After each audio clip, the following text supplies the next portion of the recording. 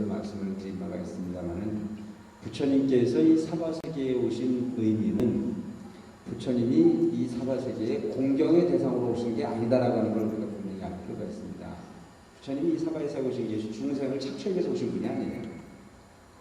중생에게 존경받기 위해서 오신 분이 아닙니다. 그래서 오늘날 자녀를 낳으신 여러분들은 자식을 낳을 때 왜 자식을 낳습니까? 자녀를 낳을 때 자식을 왜 낳아요? 효도 받으려고 낳은 거 아니죠, 그죠? 자식을 낳을 때는 그냥 그 자식이 귀하기 때문에 뭐 내가 노후를 위해서 모험 들듯이 자식 낳으신 분들 계세요? 한 분도 없으세요. 내가 알기로는 그렇거든요. 자식을 낳는 것은 그냥 사랑으로 낳은 거예요. 희생으로 낳은 게 자식이거든요. 그래서 그 자식이 무한히 잘 되기를 바라는 겁니다. 그래서 부처님께서 부처님의 아들을 낳고 난 이후에 뭐라고 말씀하셨냐면 어떤 사람들은 자식을 낳으면 자식을 낳았다라고 하는 부분으로 기뻐요, 안 기뻐요? 아들을 낳으면 아들을 낳았다는 걸로 기쁘고 딸을 낳으면 딸을 낳았다는 걸로 기뻐해요. 근데 부처님 당신이 아들을 낳았다라고 하는 소문을 딱 전해 듣는 순간에 뭐라고 하냐면은 큰 장탄식을 해요.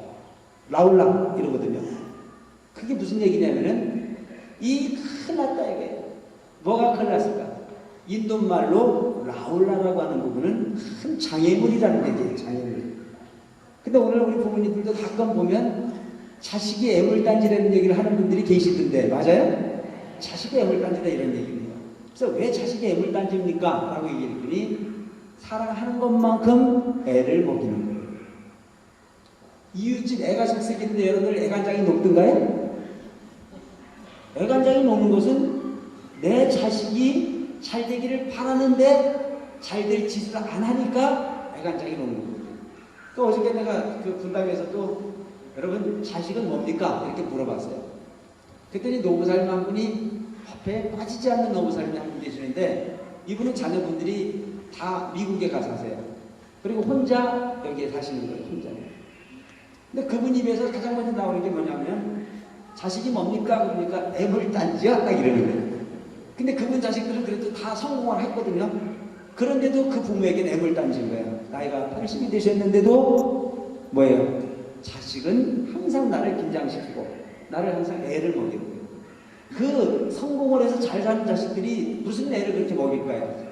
그것은 결코 그들이 사고를 치거나 해서 애를 먹이는 것이 아니고 오직 마음으로부터 그들이 잘 되기를 바라는 마음으로 그들이 혹여 잘못될세라 걱정하는 마음이 바로 애물단지로 작용을 하고 있는 겁니다.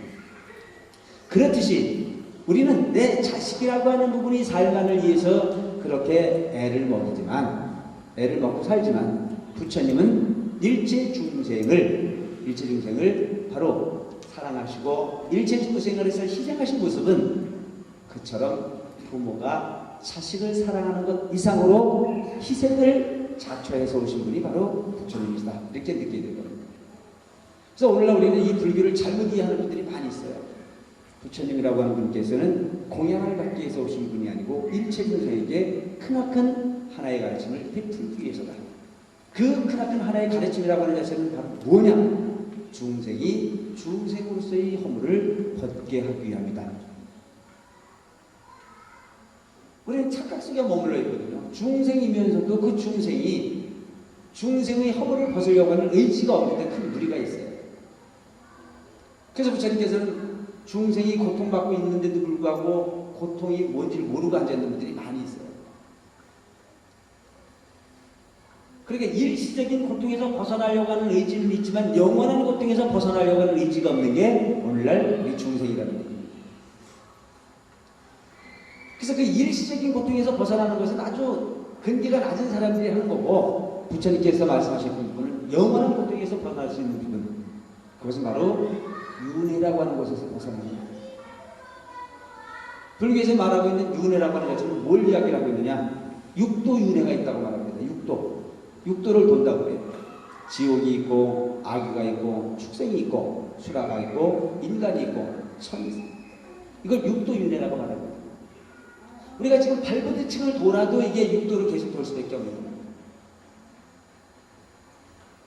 오늘 여러분들은 인생을 살면서 인생의 성공을 뭐 정도로 생각하고 있느냐면은 죽어서 지옥이나 면하면 되지 뭐 이런 쪽에 생각하는 분들이 있어요.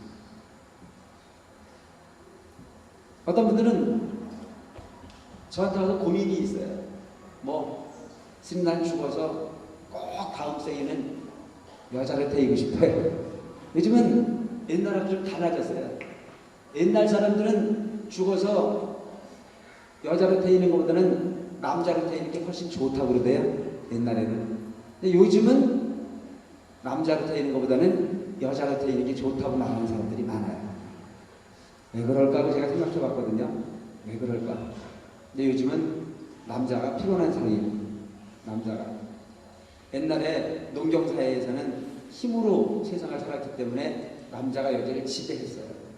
남존여비라고 그래가지고 여자들을 좀 멸시해버리는 그런 경우들이 많았거든요. 그리고 옛날에는 전쟁이라든가 흉년이라든가 이런 부분을 통해서 많은 병들이 창궐하고 하면서 남자의 생명이라고 하는 것들이 짧았고 남자들이 죽을 수 있는 위험 요소가 많았지 않습니까? 몸으로 부딪혀 사니까.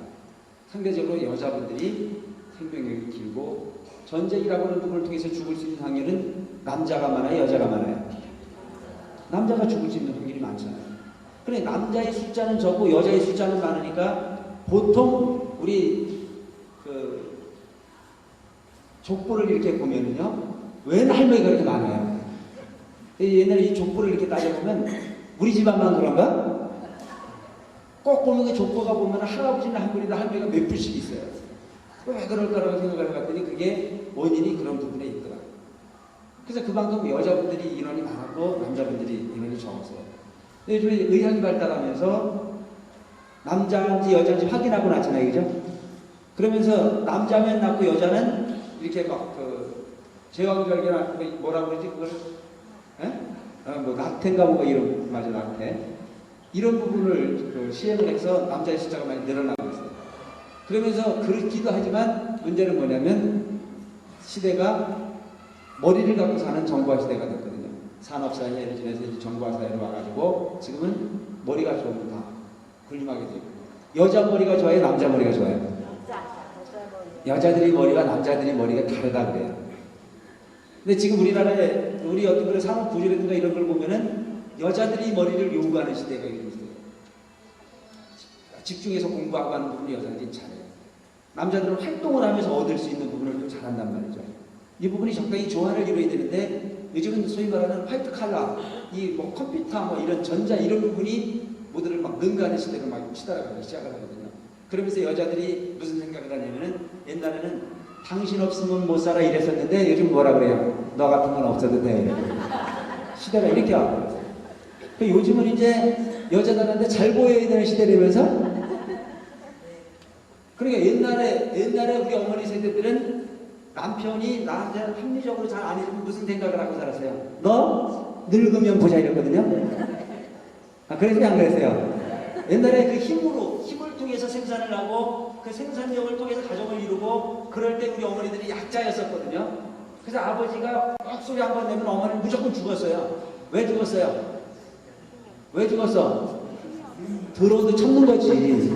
내가 더러워도 참아야 밥이라도 의도를 사니까 이렇게 살았지만 지금은 여자들이 우먼 파워라는 게 생겨가지고 뭐 나하고 안 살아도 나는 살 수 있는 기회가 얼마든지 많은 거야. 그만큼 여자들이 생산 능력이 넓어지고 그만큼 파워다리가 커졌다는 얘기거든요. 당당하게 살아갈 수 있는 방법이 있다는 얘기예요. 그러니까 요즘은 군림하려고 하면 여자들이 안 살아요. 근데 요즘도 내가 그냥 사는 걸 보니까 자식 때문에 사는 사람이 많더라고. 요즘도. 왜 물론 다 이 조화를 이루어서 잘 살고 있지만 대부분이 그래서 이혼의 확률이 점점 높아지고 갈등이 일어나는 경우들이 무척 많습니다. 그러니까 이런 모습들이 보면 사실은 삶의 방법을 모르기 때문에 그런 거예요. 우선 우리가 살고 있는 현실의 삶만이 삶이 아니거든요. 그 부분을 참고 잘 견디는 부분이 잘 조화롭게 사는 부분이 복을 질 수 있는 방법도 되지만 뭐가 될 수 있는 거예요? 업을 소멸하는 방법일 수도 있는 거예요. 주어진 현실 속에서 복도 구하고 주어진 그 현실 속에서 업도 청산한다는 생각들을 해야 되는 거예요. 조금만 맞지 않으면 풀물고양이가 될 수 있는 부분들은 아니라는 거죠. 그래서 난 요즘에 급변화되어지는 사회 구조를 보면서 조금 브레이크를 잡아가야 될 이유가 힘이 있다고 막 쓰지 말라는 얘기를 하고 싶어요. 우리 여자분들 아시겠습니까? 힘이 있다고 막 쓰지 마세요. 서서히 변화를 좀 가졌으면 좋겠다. 우리 지금 남자분들이 혼돈에 빠져 있어요. 옛날에는 말 한마디만 탁 해도 먹혔던 것들이 요즘에는 날이 몇 개야 안 몇 개야? 켰다 몇 개 시대가 됐거든요. 그들이 준비할 수 있는 시간을 좀 기다려줄 줄 알아야 되는데 이런 부분들이 너무 결여되져 가는 건 아닌가 싶은 생각이 들어요. 어쨌든 여러분, 부부가 어디가 어느 쪽에 힘이 세든 안 세든 간에 조화열기로 잘 살아야 그게 업을 최소화할 수 있는 방법이고 공덕이 될 수 있는 행위다라고 하는 것을 잊지 말라는 얘기를 하고 싶어요. 둘의 감정을 너무 앞세워서 그것이 갈등으로 작용을 하고 난 이후에 가정이 파괴가 되고 난 이후에 그 고통은 고스란히 누구에게 전가가 됩니까? 그분들이 자식들에게 전가가 되고 자기 자신이 아픔으로 이어질 수밖에 없다라고 하는 것을 잊으시면 안 됩니다. 그 행위 자체가 내가 편안하려고 실천을 했지만 결과는 본인이 업으로 돌아온다고 하는 것을 생각할 줄 알아야죠. 우선 편하자고 미래의 괴로움을 만들어내는 걸 하지 말자는 얘기입니다. 아시겠어요? 우선의 괴로움은 갖더라도 미래의 괴로움은 만들지 말겠다라고 하는 쪽의 생각을 가지고 사는 사람이야말로 지혜로운 사람일 거다라고 하죠. 그래서 오늘날 우리가 육도윤회를 이야기하고 있지만 우리 생활 환경 속에서 육도윤회를 지금 반복하고 있습니다. 똑같은 삶의 현실을 가지고 노는 거 살면서도 지옥처럼 사는 사람이 있는가 하면 극락처럼 사는 사람들이 있잖아요. 그렇죠? 알토란같이 적은 경제력이지만 그 부분을 탓하지 않고 잘 나눠 사는 사람들이 있어요.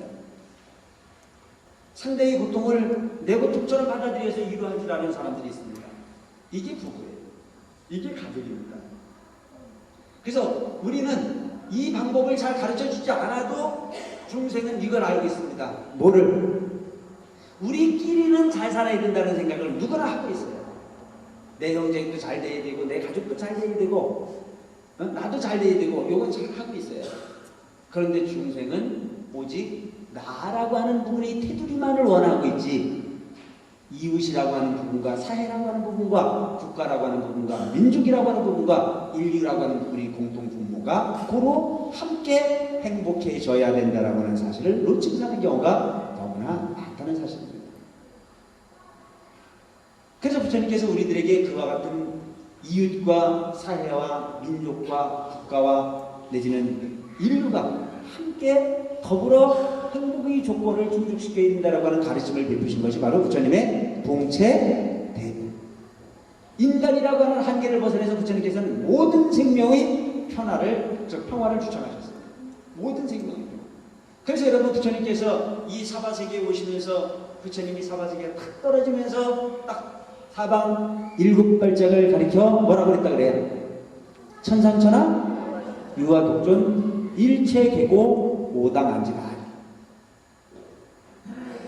천상천하 유아독존이야. 이 부분을 불교가 아닌 딴 종교로 잘못 이해하고 있는 분들은 이 부분의 해석을 너무 엉뚱한 방향으로 해석을 하는 사람들이 많이 있어요. 부처님께서 이 사바세계에 오시면서 탄생의 일성으로서 천상천하 유아독존 일체계고 오당안지라고 딱 그랬다 그러니까 이 세상에 나 홀로 존귀하다. 천상천하에 나 홀로 존귀하다. 이 세상에 줄 때는 모든 고통이 있다면 그 고통은 너희 나로 인해서 평화하리라. 그 고통을 없애리라 이런 얘기는 거예요. 그러니까 우리가 생각하기에는 잘못 해석하면은 중생의 입장에서 그 부분을 해석해버리면 부처님만이 위대하시고 부처님만이 중생의 고통을 편안하게 해주는 분이다 라고 생각할 수 있지만 부처님께서 표현하셨던 그 방법 말씀은 천상천하 유아독존이라는 자체는 천상천하에 나보다 존귀한 존재가 없다라고 하는 건 부처님만 존귀하다라고 하는 것이 아니고 각자의 1인칭 자기 자신을 이야기하고 있는 겁니다. 무슨 아시겠어요? 여러분이 자신이라고 하는 1인칭 날아가는 bonbon 그 존재보다 귀중한 존재가 없어요. 가장 거룩한 존재가 나 자신인데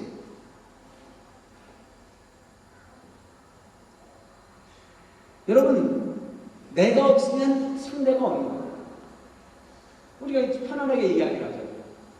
앞에 있는 부처님이 분명 훌륭하신 부처님의 상징물입니다. 대단히 훌륭하세요. 근데 그 부처님을 부처님으로 불러줄 수 있는 건 오직 누굽니까? 에? 내가 있으니까 부처님이 있지. 내가 없으면 부처님이 없는 거예요. 부처님이 아무리 위대해도 내가 없으면 없는 거예요. 내 남편이 있고 내가 있어요. 남편이 귀합니까? 내가 귀합니까? 남편 귀하게 생각하는 건 당연히 해야 되는 거지만 나 귀한 것 자체를 잊지 말아야 된다. 그래서 나를 너무나 포장하는 것도 문제지만 나라고 하는 부분의 존재에 대해서 너무 하찮게 여기는 것 또한 이익이 되지 않습니다.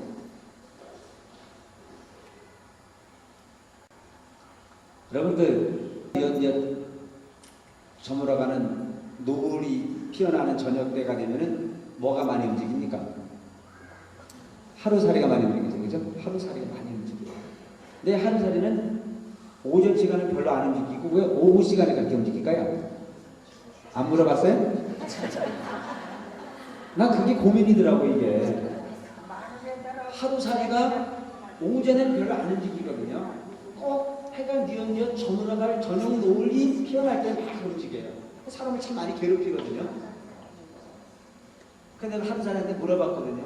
왜 그러냐고. 죽을 때가 돼서 바쁘다는 거야. 이제 얼마 안 남아서 바쁘다는 거야. 우리 인생도 거와 거의 다르지 않을 수 있다는 생각을 내가 가끔 했어요. 왜 이놈이 요 시간에 이렇게 움직일까 그랬더니 하루 살고 가야 되니까 가기 직전에 뭔가는 남겨야 되겠다는 생각이 들어서 아마 그 난리를 치는 게 아닌가 싶은 생각을 했어요. 우리 인생도 거의 그런 것 같아요. 근데 그 하루살이는 왜 그렇게 바쁠까? 오는 것도 몰랐지만 가는 것도 모르기 때문에 불안한 거였겠죠. 우리 중생도 우리 인간도 만물의 영장이라고 말하는 우리들이 오는 곳이 어디였는지 궁금하지 않고 사는 게 뭔지 궁금하지 않으며 또한 죽음이라는 자체는 반드시 올 건데도 불구하고 그 죽음에 대한 미래의 삶을 고민하지 않고 준비하지 않은 사람에게는 불안한 마음이 교차할 수밖에 없다는 거죠. 그럼 오늘 그 하루살이가 정신없이 왔다 갔다 하면 그 나처럼 하루살이가 오늘 얼마나 바쁜 일에 난리를 치겠냐 이렇게 봐주는 사람이 몇 명이나 있어요.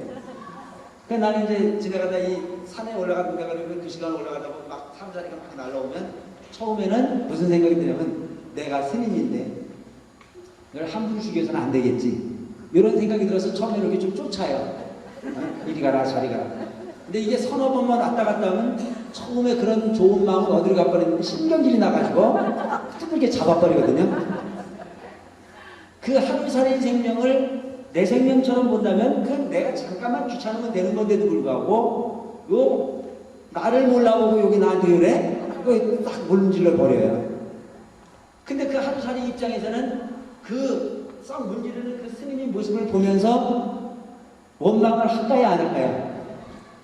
에? 아유 내가 재수없어 죽는구나 이래요? 절대 안 그러고 그 하루살이 힘은 미약하지만 죽는 그 순간에 억울한 마음을 가지고 죽을 수밖에 없습니다. 왜냐하면 생명에 대한 집착 전상을 누구가 가지고 있기 때문에. 그러니까 하루살이 입장에서 봤을 땐 세상의 주인은 하루살이였다는 얘기죠.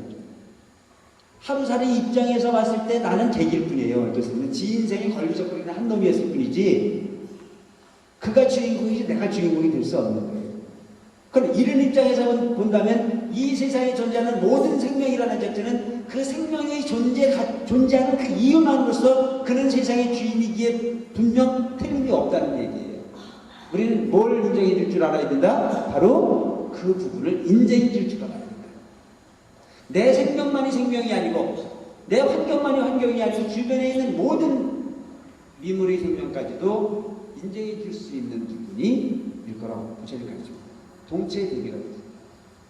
그래서 이 동체 대비 마음을 일으키려고 하면은 어떤 마음이 돼요?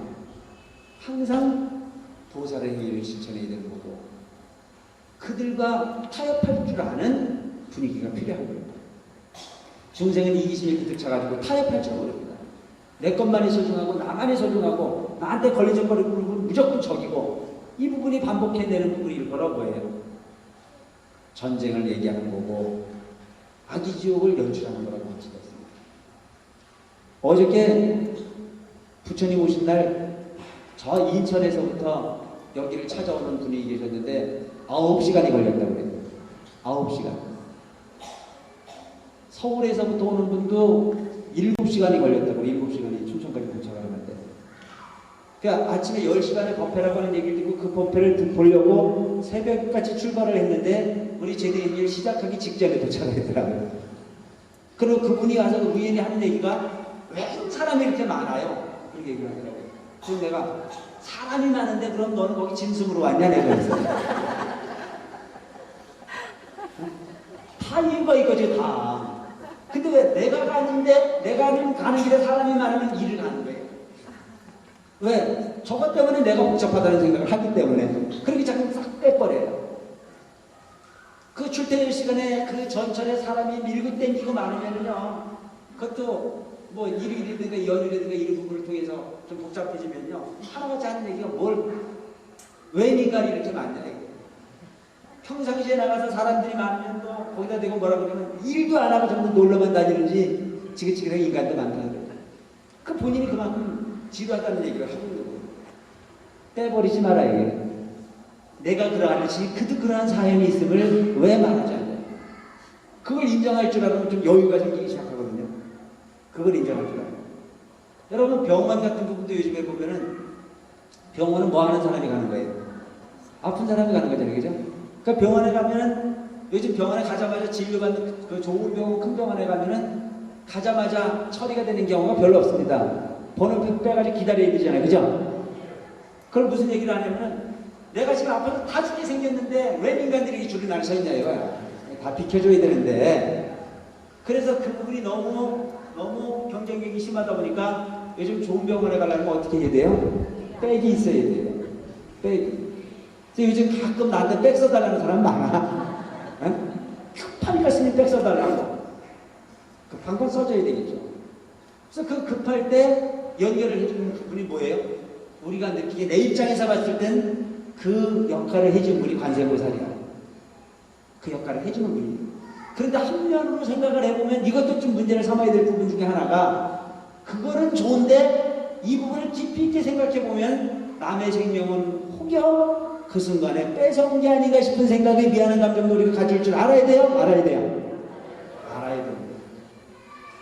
그냥 당연히 그냥 내가 빽이 있기 때문에 됐다라고 생각을 하기보다는 그것 때문에 누군가는 나로 인해서 수술이 서열이 뒤로 밀어지고 있음을 볼 줄도 알아야 되는 거 아닙니까? 예? 그러니까 참 우리는 이 인간의 이기에서부터 벗어나오기가 대단히 쉽지가 않습니다. 그래서 여러분, 우리는 중생이 사는 세계에서는 그저 적은 안목으로 세상을 보고 있기 때문에 별 탑이 없이 내가 사는데 걸리적거림이 없으면 아무 문제가 없는 것처럼 판단하고 살긴 하지만 그 이면에서의 흐름이라는 것은 너무나 많은 사건과 업이라고 하는 부분이 축적되어져서 돌고 있다는 겁니다.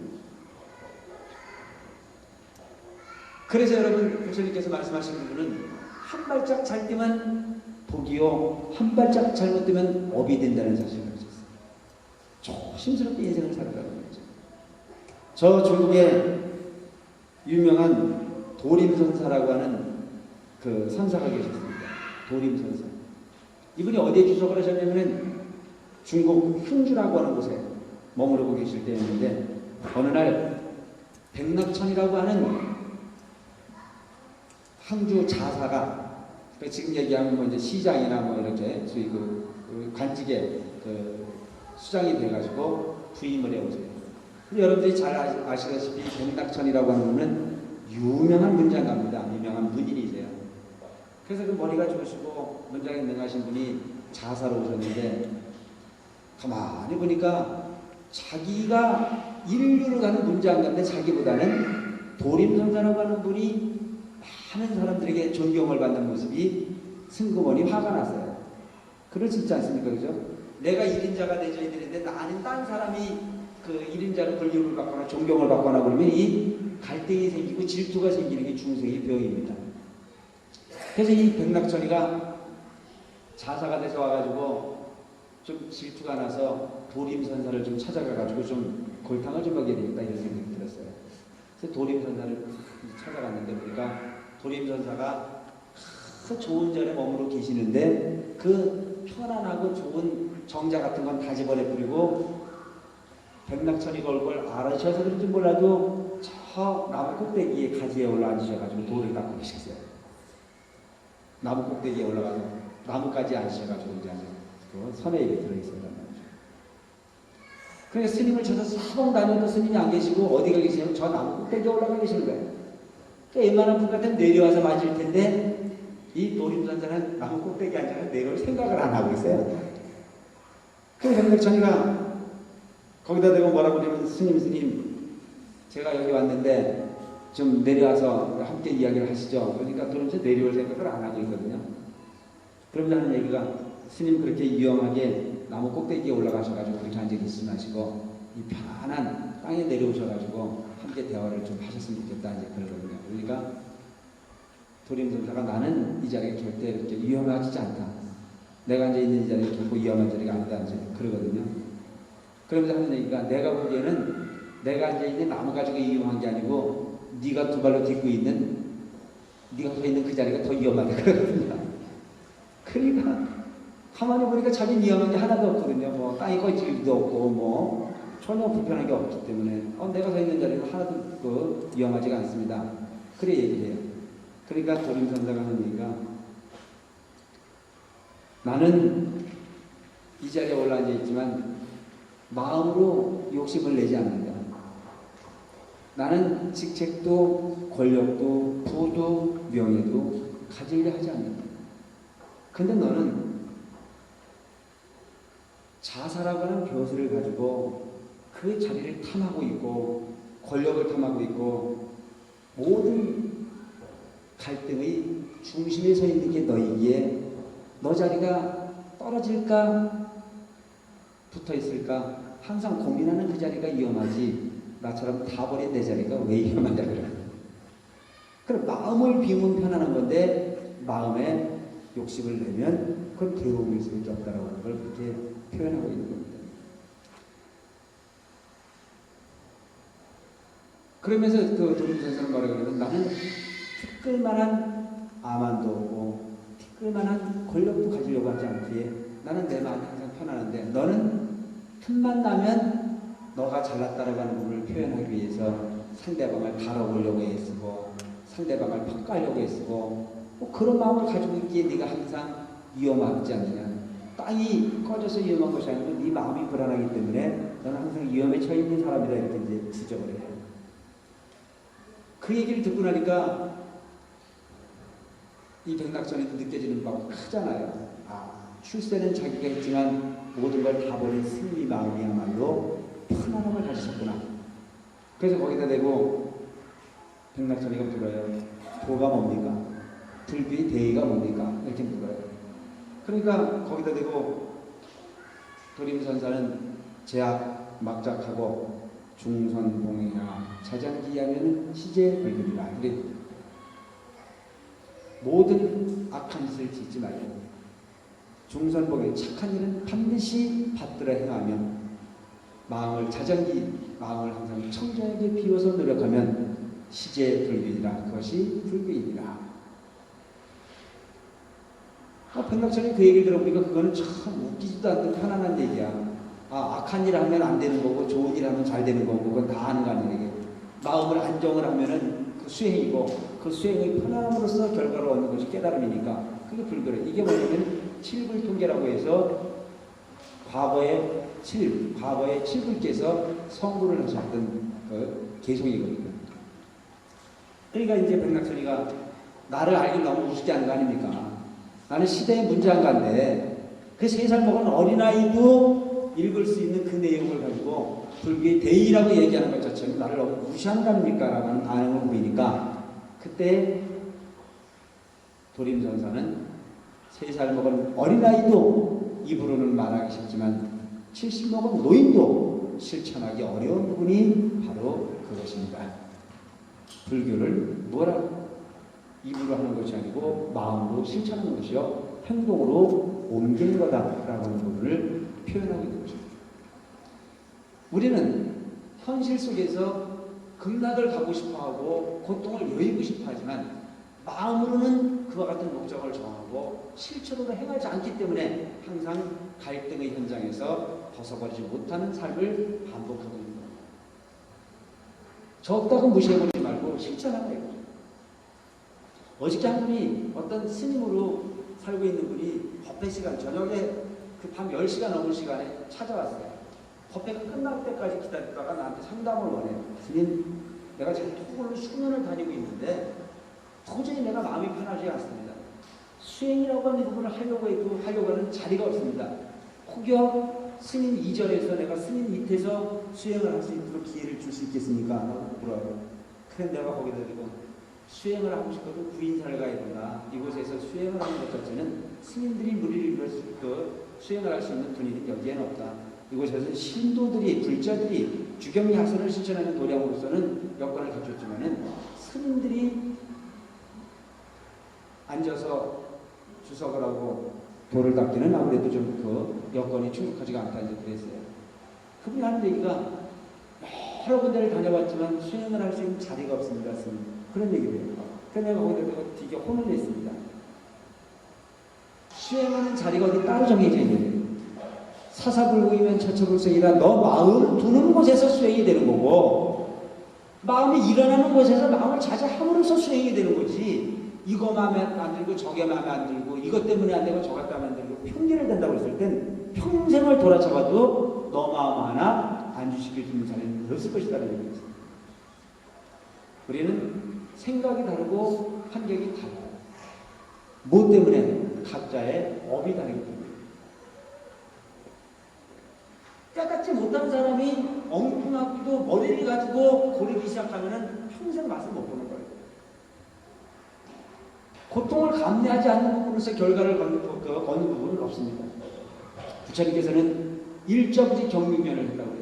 한 번 앉아서 6년이라고 하는 시간을 가는 부분이 한순간 가는 것처럼 일관해서 해탈을 했다고 했죠.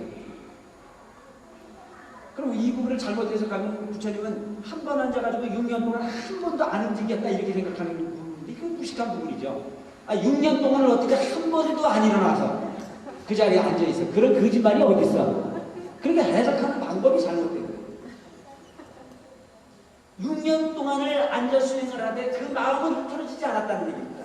오직 해탈을 구하는 무조건 어떻게 됐든지 간에 깨달음을 구하는 한 마음이었지 먹는 거에 집착하지 않고 편한 거에 집착하지 않고 마음으로부터 뭔가 갈등에 집착하지 않고 한 마음으로 일관을 했다는 얘기입니다. 그럼 오늘 부처님처럼 되기 위해서는 우리 마음이 어때야 돼요? 시종여일해야 돼요. 감이 바뀌지 말고 꾸준하게 한 방향으로 갈 줄 알았을 때 얻을 수 있는 부분이 바로 혜택인 겁니다. 근데 오늘 우리는 어때요? 눈만 뜨면 갈등입니다. 그래서 부처님께서 우리에게 뭐라고 하냐면 우리 모든 중생들에게 불타는 집이라고 불타는 집. 삼계가 화택이다. 삼계가 뭐예요? 여러분 마음이 환계야. 화택이야. 왜 화택이에요? 아니미 절신의 육군이라고 하는 부분이 육경의 대상을 만나서 갈등을 반복해내고 있죠. 눈이 불타고 있고 나는 이 얘기가 이 경전을 보면서 무슨 뜻인가 이걸 해석하는데 참 뭐 설명을 들어서 되는 부분이 아니고 무지해서 그런지 몰라도 참 시간이 많이 걸리더라고요. 너의 눈이 불타고 있다. 너의 귀가 불타고 있다. 너가 코에 불이 타고 있다. 너의 입이 불이 타고 있다. 너의 불이 타고 있다. 너의 남의 불이 지금 화를 타고 있다. 이런 내용이 나오는데 내가 그래서 그 불을 찾느냐고 도대체 어디가 타고 있나 이런 생각을 참 많이 했는데 바로 우리는 불 타고 있는 거예요. 눈으로 보면 마음이 일어나야 안 일어나요? 에? 눈으로 보면 마음이 일어나. 그러니까 어떤 사람은 눈으로 보면 마음이 일어나니까 눈을 그냥 잡아 떼가지고 안 보려고 하는 거예요. 그렇다고 해갖고 없어지는 건 아니거든요. 그건 어떤 거냐면은 이미 내면의 세계에 불이 탈 수 있는 용광로를 만들어 놓고 폭발물을 만들어 놓고 심지어 불을 던지지 않았을 뿐이지 문제는 우리는 어떤 존재를 만들어야 되냐면은 용광로도 있고 심지도 있고 폭발물도 있지만 불을 당겨도 그 불이 타지 않을 정도로 제어가 돼야 그게 수행이라는 얘기예요. 안 보고 나서 마음이 없다라고 하는 건 말이 아니에요. 보고 나서도 마음이 일어나지 않았을 때 그게 진짜 일어나지 않는 부분이 수행이라고 봐야 되는 거죠. 근데 오늘 우리 눈은 수행되지 않은 눈이기 때문에 좋은 것만 보면 좋은 것 본 대로 마음이 움직이기 시작해요. 다시 이야기를 한다. 이런 거예요.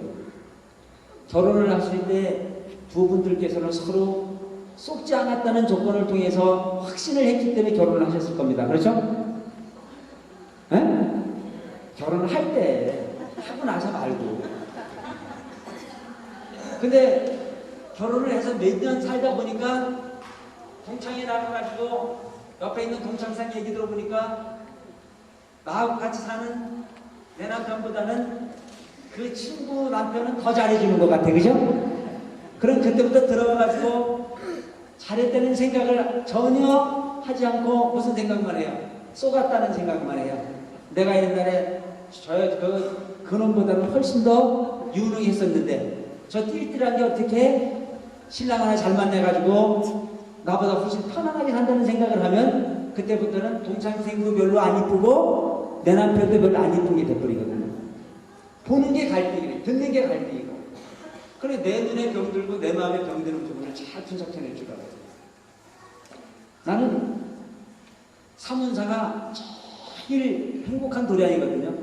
내가 여기 주지를 하면서 이게 제일 행복한 도량인데 어저께 누가 전화가 왔는데 나보다 더 잘한 소리 있더라고. 여기보다. 그러니까 괜히 또 마음이 상하대. 이건 뭘 얘기를 하냐면 내가 수행이 그만큼 덜 됐다는 걸 인지하고 있는 거예요. 그게 마음이라고 해요. 그래서 그런 부분에 초연해야 되거든요. 그런 부분에 그죠.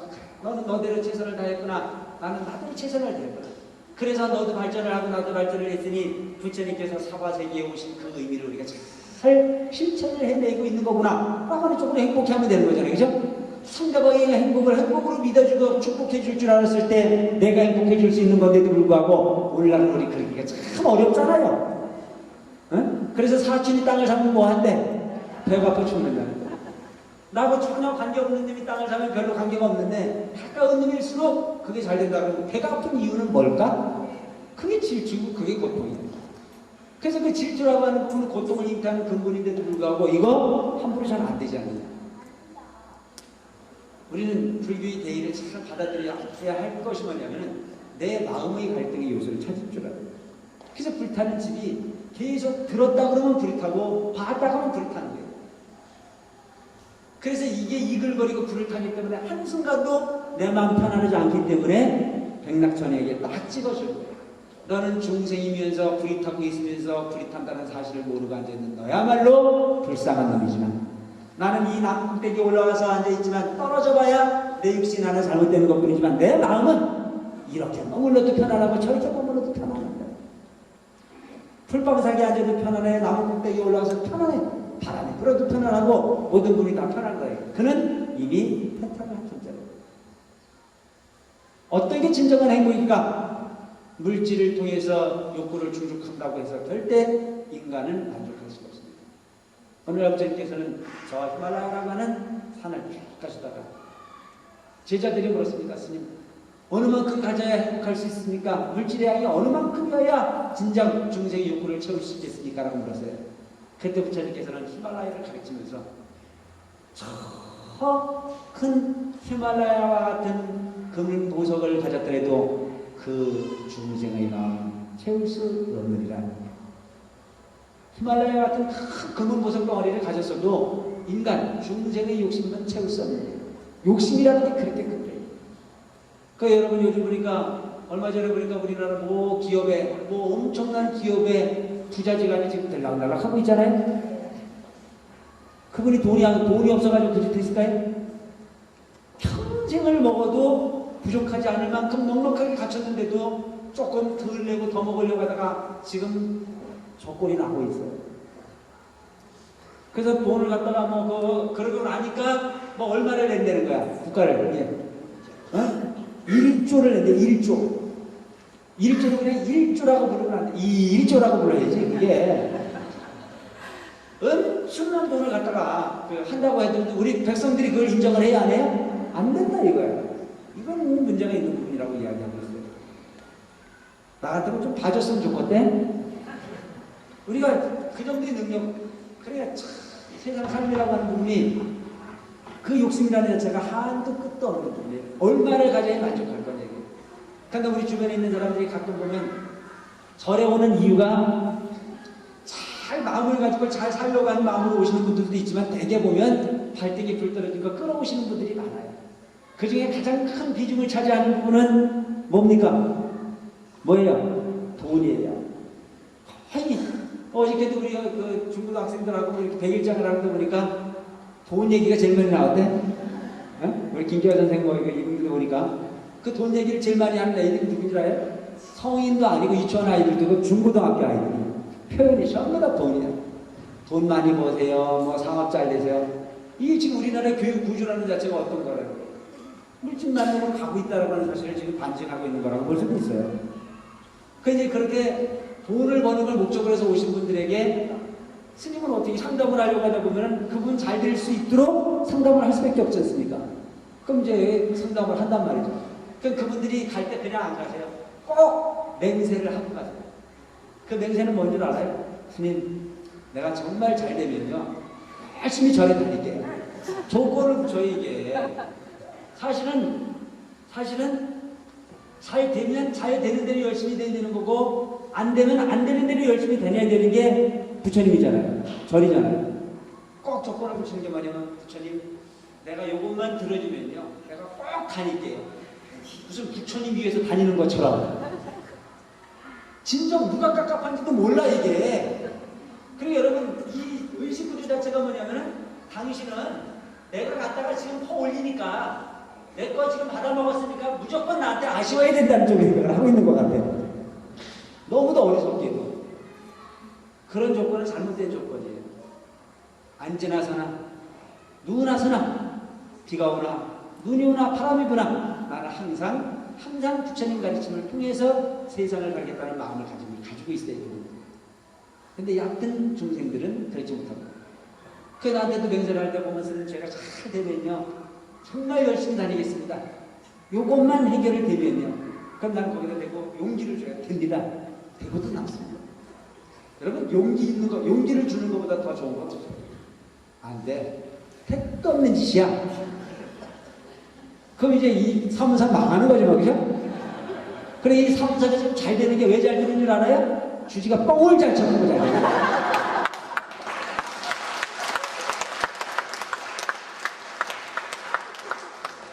희망을 줘야지 희망을. 어? 우리는 여러분 의식 자체가 가장 중요한 의식을 갖고 있어요. 우리가 어느 날 갑자기 그냥 입이 궁금하게 있을 때에 거기다 대고 아주 새로운 귤 하나를 먹었다 그러면 집에 입이 고여야 안 고여요? 이게 마음이라고 하는 게 마음이 가고 행동이 가게 돼 있어요. 희망이라고 하는 부분이 과일을 앞에 놓고 있으면요 그 희망을 향해서 가게 돼 있어요. 이걸 가장 먼저 이용한 사람이 나폴레옹 같은 사람이 그런 사람이잖아요. 심리라고 하는 거예요. 마인드 컨트롤. 내 마음을 스스로 컨트롤하다 보면 그것이 분명히 그 목적지에 도달할 수 있어요. 안 된다라고 하는 건 재미없어서 장사 안 돼요. 근데 장사를 하나 하더라도 돼! 라고 하는 마음으로 하면 희망이 있기 때문에 상대를 만나도 여유로움으로 만날 수 있고 미소로서 상대를 접할 수가 있어요. 근데 희망이 보이지 않는 사람은 어두운 그림을 통해서 상대방을 볼 수밖에 없습니다. 그렇죠? 누가 그를 돕겠습니까?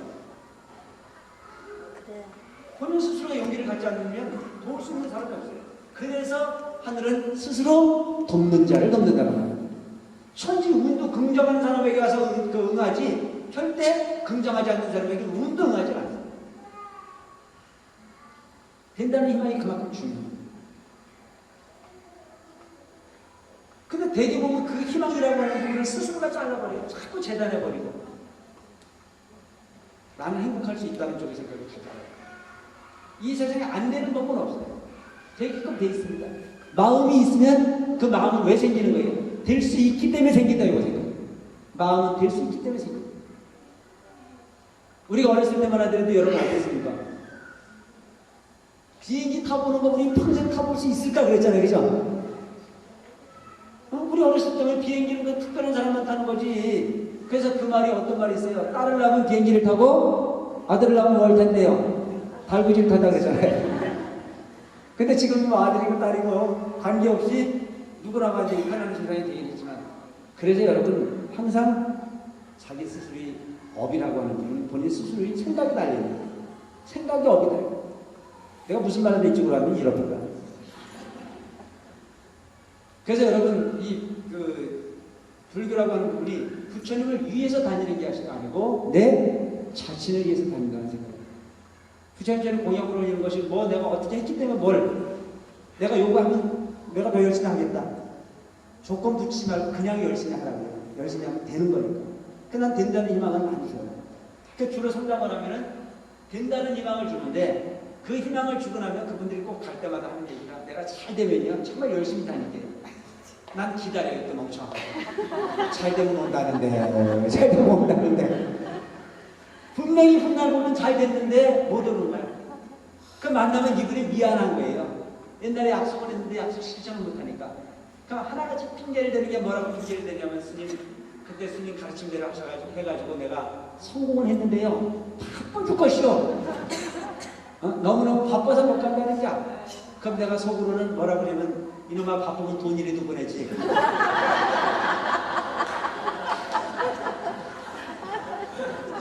핑계 없는 무대가 없는 거야. 마음이 있어봐, 마음이.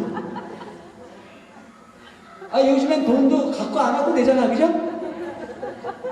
홈뱅킹이라는 것도 있어. 그것마저도 안 해요. 난 또 속으로 내 마음을 걸어요. 그러면 안 되는데. 그러면 안 되면 난 이제 그 개심죄가 또 적용이 되는 거야. 너 이놈 먼저 망하나 보자. 하고. 그러면 안 되는데 말이야. 그냥 내가 널 도울 땐 진심으로 타는 마음도 없지만, 너가 약속한 부분을 실천하지 않았을 때는 님은 스님의 마음도 그렇게 서운한데, 그 부처님이 법을 옹호하고 있는 모든 제불의 운동은 얼마나 서운할까를 한번 생각해봐요. 부처님은 절대 벌을 안 줘. 그거는 확신해 내가. 부처님은 절대 거짓말을 해도 벌을 주는 분이 아니야. 그건 내가 확실히 믿어요.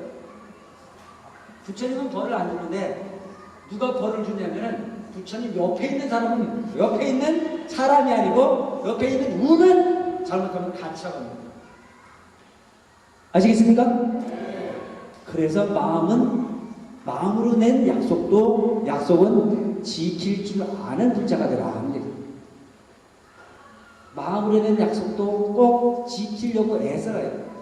100% 지키라는 얘기가 아니고 지키려고 애쓰는 것 자체가 그게 공덕이 될 수 있는 거예요. 여러분, 수행자는 마음을 함부로 내지 말아요. 사실은 마음을 들키면 안 되는 게 수행자예요. 우리 이제 불자들이 요거 하나를 꼭 짚고 넘어가야 될 분 중에 하나가, 남편의 생일이면 남편의 생일을 물어보면 그냥 물어봐서 해도, 모르면 물어서라도 해결하면 되는 거예요. 근데 오늘 우리는 입다물이가 앉아갖고 상대방 시험하고 앉았어요. 우리 시험하는 걸 참 좋아하거든요. 그래서 내 생일이면 그냥 달력에다가 내 생일, 그래서 남편이 딱 보기 좋은데 딱 걸어놓으면, 내 생일인가 보다. 그것도 모르거든. 남편이 면도하고 나와서 스킨 바르는 데다가 딱 써가지고 며칠은 내 생일 딱 붙여놓어요. 그럼 내 생일이라고 할 거 아니에요. 근데 표시도 안 해놔요. 그래놓고 앉아갖고 기다리는 거야. 이 인간이 이걸 알아보자 하고 기다렸다가 그것만 몰랐다 그러면 이게 죽음이 아니죠. 근데 남편의 입장에서는 지금 아내가 사랑스럽지 않아서가 아니고, 그거 아니래도 지금 날짜 기억할 일이 태산으로 많아. 그거 아니래도 지금 날짜 계산하고 할 일이 많거든요. 사문사 법회도 기억해야죠. 뭐 동창회도 기억해야죠. 비즈니스도 해야죠. 많거든. 근데 이 아내는요, 밖에 나가서 돌아다니고 열심히 뛰는 남편이 자기만 쳐다보는 줄 알고 요거 메모하고 있다가 요거 몰랐다 그러면요, 이 딱 가는 거야. 네가 지금 나하고 사는 거냐 이거야. 마음은 엉뚱한 데 가서 있으면서 너는 나하고 사는 게 아니라고 이가는 경우가 많이 있어요. 그런 집을 살지 말고 가르쳐주라 이거 가르쳐줘. 시험하려고 하지 말고. 그래서 수행자, 수행을 많이 하는 사람들은 갈등의 요소를 최소화할 줄 아는 사람이 지혜로운 사람이에요. 갈등을 생산하는 사람은 불행한 사람이에요. 갈등을 최소화하는 사람이 지혜로운 사람이에요. 네, 옛날에 여러분 그 유명한 진묵대사라고 하는 분이 진묵대사. 진묵대사는 외아들이었습니다. 혼자이셨어요. 근데 외아들이셨던 그분이 출가를 하십니다. 출가를 하시는데 나중에 홀어머니가 되시잖아요. 그 홀어머니를 절에 갖다 모셔놓고 그 홀어머니를 평생을 봉양을 하시고 그 어머니가 돌아가시고 나온 이후에 저 전라도 전주 땅에다가 자기 어머니를 모십니다. 묘를 해서 모셔놓고 소문을 내요. 뭐라고? 명당자리에 모신 거예요. 진묵대에서 자기 어머니를 묘를 해서 써놓고 뭐라고 이야기를 하면 이 자리에 와서 풀을 쳐서 묘를 관리를 하거나 이 자리에 와서 아들을 낳기를 바라는 사람은 옛날에 사람들이 자식 낳는 것 중에는 아들 낳는 걸 좋아했잖아요. 아들을 낳고 싶으면 이것에 벌초를 해라 하고 소문을 냈어요. 지금도요. 벌초 때가 되면 버글버글 하대요. 그런 일화가 있는 분이 이제 그 진묵대사이신데 이 진묵대사가 불보살로 부처님으로 추앙을 받았던 분이에요. 그 당시에. 이 진묵대사가 상좌가 이렇게 있었는데 어느 날 잠을 주무시는데 너무 자다 보니까 목이 마른 거예요. 그 자리끼라고 하는 게 있지 않습니까? 옛날에 요즘엔 자다가 목 마르면 냉장고 문 열고 물 먹지만 옛날 같은 경우에는 그렇게 안 하고 주전자에다 물을 떠다놨단 말이죠. 그 물을 떠다놨는데 그 자리끼에 물이 다 없어져 버린 거예요. 근데 이 물이 없으니까 물을 마시러 밖에를 나갈까 이 도인도 갈등을 할 때가 있나 봐. 도인도. 그럼 모든 사람들이 그런 갈등 하잖아요. 그죠? 자다가 화장실이 가고 싶은데 갈까 말까 망설이는 경우가 있어요 없어요? 나는 주로 그래요. 그렇듯이 모든 사람에게는 아마 그런 갈등이 있나 봐요. 목이 마르신데 물을 먹으러 갈까 말까 하고 있었어요. 그 갈등을 하고 있으니까 금강신장이 진묵대사 상좌가 자고 있던 상좌한테 꿈에 나타나는 거예요. 나타나가지고 호령을 하는 거야. 지금 큰 스님이 물을 드시고 싶어가지고 그러시는데 자리끼를 안 떠들어갔다고 막 호령을 하는 거예요. 그 상좌가 꿈에서 이게 혼이 나고 난 다음에 정신을 차려보니까 이게 큰일 났거든. 그래서 이제 직접 가서 꿈에서 보고 놀라가지고 물을 떠가지고 갔다가 진묵대사 방에다가 이제 문을 열고 들어갔어요. 그 진묵대사가 누구냐? 예, 그래서 물 떠갖고 왔습니다. 그 진묵대사가 신기한 거야. 이게 어떻게 알았나 싶어가지고. 그래서 내가 물 먹고 싶은 걸 어떻게 알았냐? 자다가 보니까요, 금강신장이 나타나가지고 물 떠다 주라고 커피 배찬을 해가지고 지금 물을 떠갖고 왔습니다. 이 부분을 보고 진묵대사는 장탄식을 합니다. 내가 마음을 들키지 말아야 되는데도 꿈속에서도 마음을 들켜서 이렇게 그 상좌에게 패를 끼친다라고 하는 크게 반성하는 부분이 이렇게 글에 나오는 것을 봤습니다. 진묵대사 같으신 분들은 꿈결에서도 내 마음을 들키지 않으려고 간섭을 했던 것이 바로 불도라고. 근데 오늘 우리 그 중생의 세계에서는 내 마음을 들키려고 하는 것보다는 내 마음을 알아줘가지고 일을 가잖아요. 그죠? 요걸 좀 거꾸로 가보라는 얘기예요. 내 마음을 들키지 않으려고 애쓰고. 그렇다고 해가지고 정을 나누지 말라는 얘기는 아니에요.